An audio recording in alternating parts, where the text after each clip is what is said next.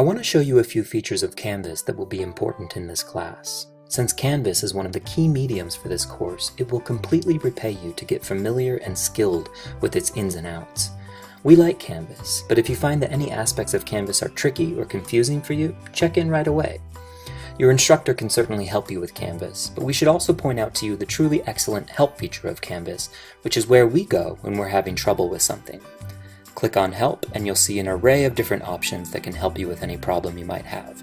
In particular, I'll point out the Canvas guides here, in which you can enter in your search criteria and find multiple different guides for different activities in Canvas, and then of course the Canvas support hotline for students, which can be very useful as well.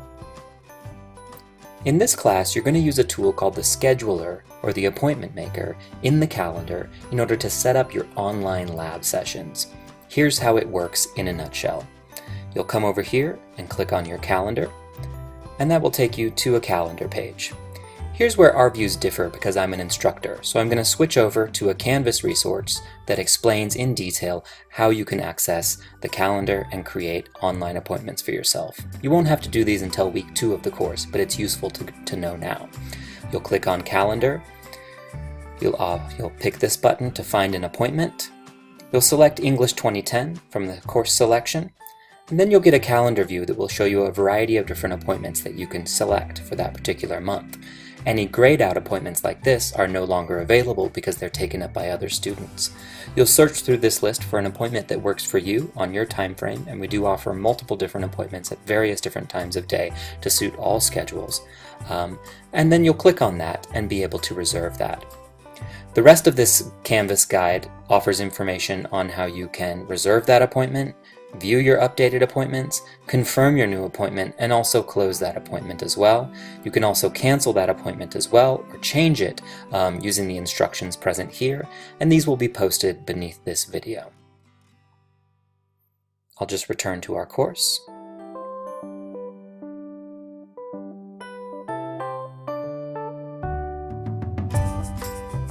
When it's time for you to meet for one of your lab sessions, you'll go to the course homepage like this and click on the link for the instructor you're meeting with.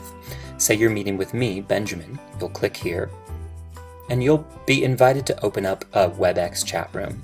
If this is your first time using WebEx, you may be invited to install some software or update some software that you have available. But essentially, after doing that, you'll enter in your name and your email address, and you'll be taken to a chat room where you and I will be able to discuss your writing, or you may work with another instructor to discuss your writing as well. Some instructors use the chat box exclusively to communicate with students, communicating only through text chat. Others use audio and visual.